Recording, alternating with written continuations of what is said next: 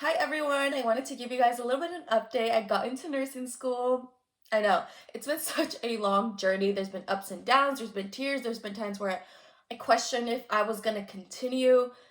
There's been a lot, and I wanted to give you guys an insight on the application process, everything that I went through, and hopefully give you guys a little bit of encouragement and help throughout this process. So, for me, let's get a little bit of background information.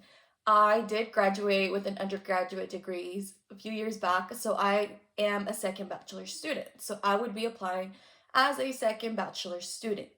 That means that for me, I had two options. I could apply to accelerated nursing programs, which is specifically for those who already have a bachelor's degree, and then I could apply to regular RN programs.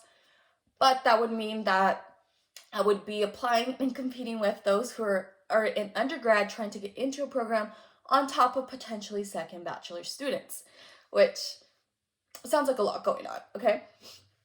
So for me personally, I was aiming for accelerated nursing programs, so I made sure to find out all the classes and things that I needed to do in order to apply. So for second bachelor students, you have what is considered your undergrad degree GPA, which essentially is just in order you have to meet the minimum requirements in order to be able to apply to the program. So that GPA kind of just counts if you're allowed to apply to the program.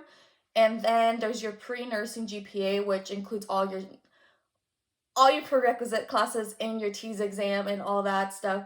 All of that is in a separate category. Well, not the TEAS, but your classes. So that's in a separate category. That's kind of what determines if you're going to get into a program or not. So for me, after I graduated, I had to go back to school and do my prerequisite classes, right? So for me, I was trying to strategize in a way where I could ensure that I would get an A in every single class. So I decided to take one class per semester. So I took micro in one semester, then I took anatomy another one, physio. Well, I think anatomy and physio were in one class for me. And then I took, what else did I take? Oh, so for me, apparently, I went to a UC school in California. So apparently, UC general education didn't transfer over to a CSU gen ed education. Riddle me that one because I don't know. I don't know why it didn't transfer over because you mean to tell me that you want me to have my general education done, which I do because I have a whole degree, but you're saying it doesn't transfer, but I still have a whole degree. Just make sure you guys like do your research to make sure you literally have every course transfers over, because if not, you're gonna be like me and get stuck and have to go back and do a simple course like communications. That's what I needed to do apparently. So I had to go back after I thought I was ready to apply and do a communications class because it didn't transfer over.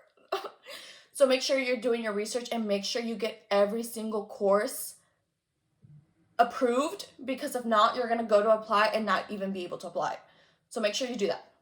So yeah, so I took all my classes, got all A's on that, and then for me, I thought the thing that I could do to give me a little bit of an edge in the application process was to really score extremely high on the T's, which is what I decided to put all my effort and time into doing, because I wasn't going into the application with like 1,000+ hours of medical experience or like a CNA certification. I wasn't going in with like any of that extra stuff.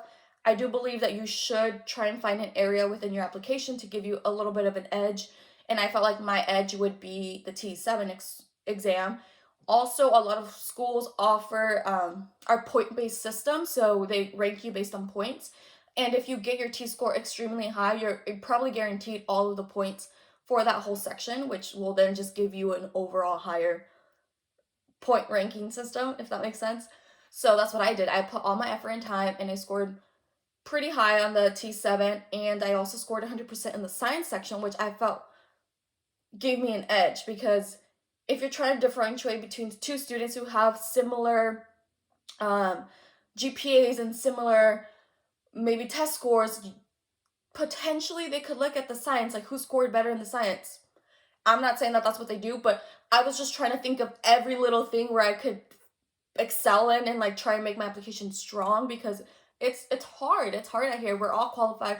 We're all deserving. We all just want to get into a program. So what can you do to make yourself stand out, whether that's having X amount of hours, a letter of rec, whatever that is, figure that out and make sure you excel in that section.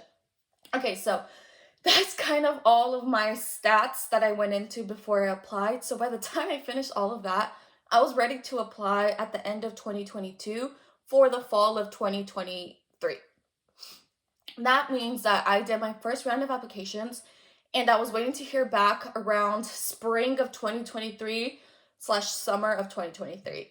And this is where things started to just go downhill for me, but it's okay because everything worked out in the end. But let's go through it. So I applied to accelerated nursing programs, like I said, because I wanted to only compete with those students who already had a degree. That way I can narrow my pool down instead of competing with undergrad and potentially second bachelor students. Also, make sure to do your research in every single school, because even if I wanted to apply to a regular 2-year RN program, some schools didn't allow me to apply for fall of 2023. So some of them said, if you are second bachelor students, you are not allowed to apply for the fall, but you are allowed to apply for the spring semester. So that narrowed my pool of schools that I could apply to by a lot, like half. And then on top of that, if you look in frequently asked questions, one of them said like, oh, we typically don't admit second bachelor students, but you're like welcome to apply. So it was so hard for no reason. They're essentially saying like, we'll take your money, pay for the application, but we typically don't even admit you. So like, if you want to apply, that's up to you. It was discouraging to say the least, but it's okay. I found programs that I wanted to apply to, and I did that. For one of the programs, it required me to have a personal statement. I did that. I had it edited by a friend and all that, submitted that. And then I applied for another school, and then I did apply to one regular RN program. And so then around spring and summer of 2023, so summer of last year, I started to get my decisions, and the first school said no. They rejected me, and I spiraled, and I was questioning myself and my worth and just everything essentially. Like, did I want to continue to do this? Like, what would happen if I didn't get into any school? Like, what would I do? Would I keep going forward or not? That is where I was at. So then the second school, actually, I heard back in May for this one, and my application got completely disqualified and scrapped because I didn't put a personal email, and they required you to have a personal email or else you get disqualified, because this application was cutthroat. But when I applied, I met with an advisor, because you have to be with an advisor for this application, and you need to get them to sign it to make sure you're good in order for you to even be able to apply, which I did. So I thought I was good on my end. She approved it. I thought we were okay. Apparently not. So guys, that one I didn't even get the opportunity for them. They're like, oh, we looked at your application. You're disqualified because you didn't put a personal email, but we do encourage you to apply for the next term. The next term was fall of 2024. I was like, oh my God, like it's so easy for you to say that, but the next term is not for the next year. I was so upset, but it's okay because everything worked out. And then the other school that I applied to actually has rolling admissions, so they didn't deny my application. They just pushed my application to the following term. So at this point, guys, my first round of apps, it did not go well at all. And at this point, instead of feeling sorry for myself, I made sure to ask myself if this is something that I wanted to pursue, and I knew that I did want to pursue this career and there's nothing else that I want to do. And I knew that as long as I remained faithful to that and my goals, that everything would just work out. And so I went back to the drawing board and went back and started to apply for spring of 2024. So this year. And so I applied to a school that denied me, because I was like, you are not going to tell me no. Like, you are not going to deny me. You're going to accept me just because I say so. So I went back to the drawing board. I redid all my personal statements. I made sure that they were even better than the first time. And then I got waitlisted for that school. So you know what? I take that as a win, because they said no and I said, no, you'll say yes. And then they waitlisted me, but which is fine, whatever. And then the other school with the rolling admissions, I ended up getting into that program. So I am starting nursing school in the summer of 2024. They offered me admissions for the summer, not for the spring, which is fine because that means I have time to figure out everything and get everything in order to start that program. But I did get into an accelerated nursing program in California, and I will be starting summer of 2024. And yeah, guys, that is my journey. There was a lot of bumps, a lot of tears, a lot of questioning myself and my worth. But I guess my encouragement to you is, if this is something that you want to do, keep pushing forward. It might not work out the first time.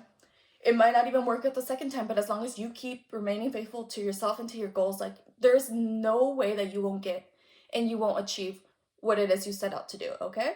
So if you want to get into a program, trust me when I say, just because you don't get in the first time does not mean that you will not get in the second time or the third or the fourth or the fifth, okay? You just have to make that choice within yourself and decide if it's something that you want to pursue or not, and keep pushing forward, okay? So if you guys have questions or any comments that you guys want to throw at me, let me know in the comments below, and I can answer anything that you want to hear or know. But yeah, guys, thank you for listening. Good luck on your journey.